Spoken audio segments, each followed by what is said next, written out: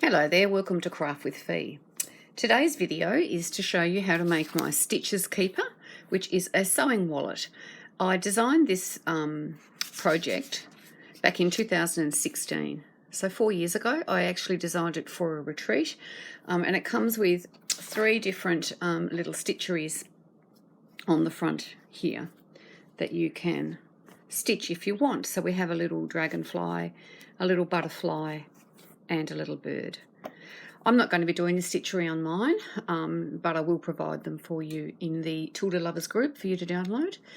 It's just a simple little pouch with a beautiful lining inside, and it's quilted, just beautiful. So you can store all your bits and pieces in them. You can also give them as gifts and include your gift inside the little wallet, and then they've got it. Then they can have it in their handbag with their toiletries in there, or maybe their medications, that sort of thing. Anyway, we'll get to it. So you just need to download the pattern sheet for the stitcheries is a separate download, so you'll need to download that separately, but the actual instructions are just 3 pages. So what you need to do is to choose 2 fat quarters. Essentially, you will have lots left over out of the fat quarters, but I thought it was easier for you to work with fat quarters. So you need to cut 2 pieces, one for the lining, and I'm using the spots for the lining, and one for the outer. But we might start with your outer fabric. From your fat quarter, the first thing you need to cut are 3 strips, which are 2 inches wide by 20 inches. So if you cut those first, then you won't have any issue with not having enough fabric to cut those. So cut those first. Then you need to cut your rectangle of your main outer fabric, and this is 10 inches across the width here and 18.5 inches tall. And then you need to cut one the same size for the lining, so 18.5 inches by 10 inches. And then you need to cut 2 pieces of fusible wadding. Now I'm using this one here, which is a parlan. It's got a fusible side here, which is the side you iron to the back of your fabric. It's quite lightweight. Now you need to cut 2 of those at the same size as your fabric, so 18.5 inches by 10, and then you just need to fuse them to the back side of your fabric, and it makes your fabric nice and thick. So we're just going to take these 3 strips and pop them aside for a moment, because they're going to end up being your binding. So we'll just pop those away, and then we're going to make a sandwich. So the sandwich is going to be your lining, which you're going to lay down this way, and then you're going to have your outer, which you're going to lay on top. So you have essentially got a sandwich here of 4 pieces. You have fabric on the outside and on the inside, and then your 2 bits of parlan, fusible parlan, in the middle. And now you're just going to do what we did for the zippy pouch. If you did that one, we're just going to draw some quilting lines. So I like to go from corner to corner. Now I'm going to be using a water erasable pen. You can use one that fades, or you can use chalk. You can use whatever you want. But don't use pencil, because that won't come off. You need something that's going to be removed. So I have drawn a line. I'm pretty sure you can't see. I'll try and get you up here. So I've gone from corner to corner, and then I'm going to go 1.5 inches from that line. So in the same way that we did the zippy pouch. So once we've got our 1.5 inch lines all in one direction, then we're going to flip it and go the other way, and then we'll end up with, I'll show you, we'll end up with some diamonds. So you'll end up with diamonds like that, if you can see the stitching there. So then once we've done the drawing of the lines on, we're going to take it over to the sewing machine and stitch down all of those quilting lines. So I'll come back when I get it to that point and show you.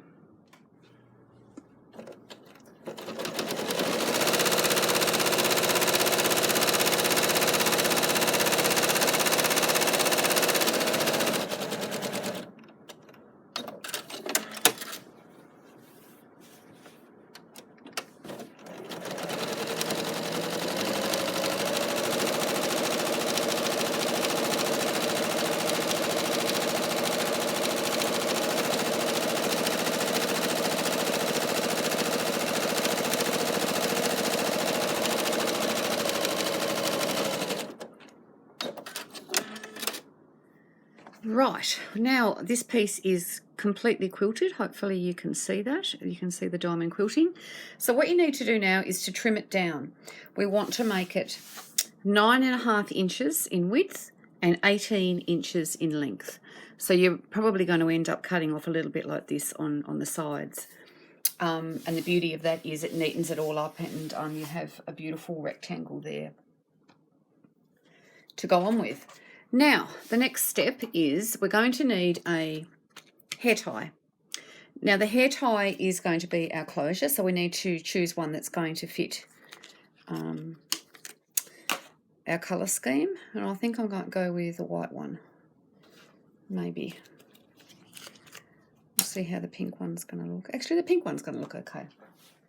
We'll use a pink one. And so I'm just grabbing a pin. What we're going to do is we're going to fold our piece in half, like so. And then we're going to just crease that area there till we get a little crease, and then we're going to mark it with our water-soluble marker, and that's marking the halfway point. And so we're going to get the metal piece of this hairband and make sure that that's going to be on the bottom, but we're going to lay the hairband up like that so that it's over that middle mark. I'm going to pop a pin or two in there, and we're going to run backwards and forwards over there, right about 1/8 of an inch from the edge, just so that we can get that little hairband there caught and sewn down. So I'll come back and show you. And there we have it. You can see there that it's been stitched down. So what we're going to do now is just trim off that excess bit on this side here, so that you just have your little elasticated pull. This is what's going to be your closure. Okay, so what you need to do now is to get one of your 2" by 20" strips of fabric, and you need to iron it in half with the wrong sides together. So you're going to end up with a piece of binding. And you're going to stitch that down along this edge here. So I'm going to be using some of my trusty little clips here, and we'll just clip them in place. And then we can take it over to the sewing machine, and be careful when you're going over your little elasticated closure here. Maybe you want to run over it twice, just to make sure that you've got it there stitched down pretty well. So we're going to use a 1/4 inch seam and just sew this piece of binding down. So there we go, all sewn down with a 1/4 inch seam, and then we're just going to trim it off there level with our piece there. We're going to take this piece and we're going to go flip to the other end, and we're going to do exactly the same thing. We're going to iron our piece of binding down. Stitch our piece of binding down. So you're going to have your folded edge up here, and this here is your raw edge. So you're matching your raw edges. I probably should have mentioned that before. So stitch along this one with your 1/4 inch seam. You're going to have a teeny tiny little bit here on the end, and we'll snip that off in a moment. Okay, there we go. So we've got that one sewn down as well. So what we're then going to do is to turn our binding over to the inside, and we're going to just pin it down or clip it down in my case. Just going to use my clips. Now you can iron this down to make this here nice and crisp, give you a really nice finish. So we're going to do that on both sides, and then you can either machine sew down this binding or you can hand sew. I prefer to hand sew. I like the invisibility of it. So, but that's up to you. If you want to use your machine, go right ahead.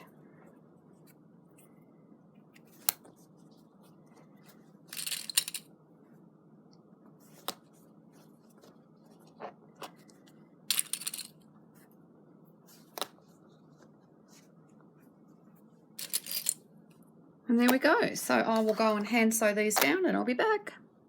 Okay, binding is now stitched down by hand, all done. Looks beautiful. So the next thing we're going to do is pop on your stitchery. So if I grab one of these ones here, you can see that the stitchery goes here above where the elastic is. But as I mentioned before, I'm not doing a stitchery. I am instead going to be using a little doily. And I am just going to centre that doily around about here. And I'm going to stitch that down now. Okay, there we have it. So if you've done the stitchery, you would now have your stitchery stitched down here, or whatever it is that you would like to put on. Okay, what we're going to do now is we're going to flip it over. So we're going to go to the opposite end, so the end that doesn't have your stitchery or your elastic tie. And we are going to measure 6 inches from the bottom. So we're going to put the 6-inch mark on our ruler here at the end, and then this is the end of the ruler here, and we're just going to fold up our piece so it goes down on top of one another, and then we're just going to pin it or clip it in place.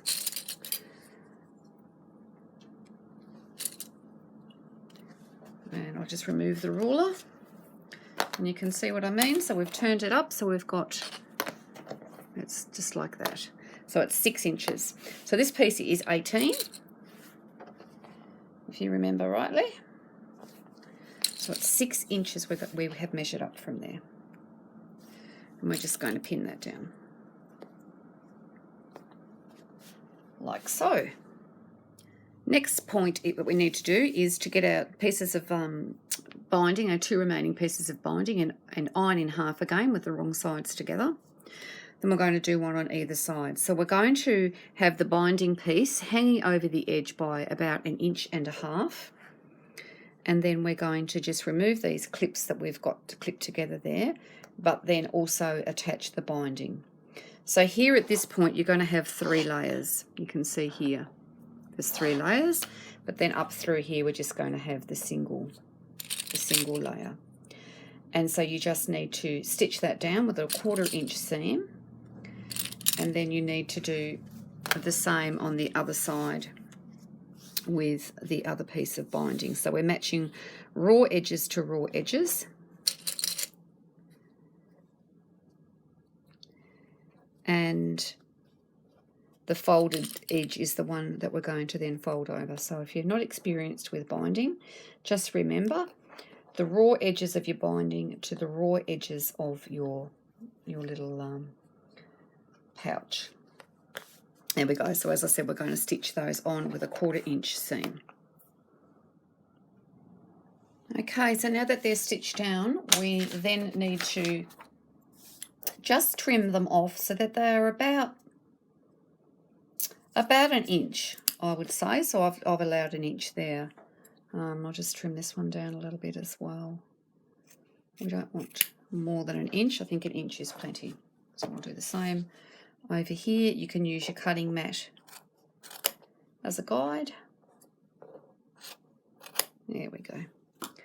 Okay, so what we're going to do now is we're going to fold the binding over to the other side. Now you can press it down if you want to get a really nice neat finish. Actually, I might go and do that. Okay, so I've just given it a very quick iron just to get that there nice and neat. So we're going to turn it back over here to the wrong side. It might look a little bit silly to you at the moment, and I'll try and do it with this corner here and show you what we're going to do. So we're going to fold up the binding so that it's like that. It's folded over like that. And I'll just pop a little clip in there just for the moment. So we'll do that on all 4 sides. I'll just do it on the one side actually, and then I can just show you what we're going to do. Now at this point you can actually pop a couple of little stitches in there just to hold it nice and flush if you want. But then we're going to fold it down onto the side there where we're going to stitch it. I've got a bit of a cotton hanging. It's not going to be neat. I didn't trim my cotton off. Okay. So we're just going to fold the binding down, and you'll see there Can you see? Oops, I'm trying to get near the camera. You can see there what I've done. So we've folded over the edge, like so. And then we're going to fold our binding down like we normally would. But it's going to give you that lovely neat finish here. So when you stitch that down and pop your stitches in there, it's going to look really, really neat. So that is just how I devised, when I designed this, the best way to get that nice, neat finish. And so you're just going to clip or pin your binding down, and then you're just going to sew it down by hand, or if you prefer to do it by machine, by machine. And then you can do exactly the same to the other side. And then we're almost finished. So go and do that, and then I'll be back. So that's all the hand stitching done. I have stitched down the binding. So you can see there that my folds at the bottom are quite neat. Give you a nice little finish there. And so now you can see that the bag has come together, and all that's left to do is to choose a button. And I have a nice selection over here. I wasn't sure what was going to go. I'm still not sure. But we'll just choose a button, put the button down here. So you just need to make sure that the button's big enough to go around your elastication there. So you can have your flap up as high as you want. You can have it like so, or you can bring it down lower. You have that ability to be able to do that. So I think I'm going to put mine at about there. So the button will go around about here. You can also put a decoration of some description in there if you want, if you've gone with a doily or something similar. But then that's it. That's all we need to do. It's a very simple little project. It's called Stitches Keeper. The idea for me was that I could keep my stitching supplies in here, and when my children were, you know, doing sport and things, I used to always take stitching with me, and I'd sit and stitch. And this little pocket is the perfect size to take your stitching on the go. So there you go. I hope that you have enjoyed this video. If you have, please give me a thumbs up. Don't forget to subscribe to my channel. And don't forget to post your finished little pouches in the group so we can all share in your finish. So that's it for now. See you next time. Bye.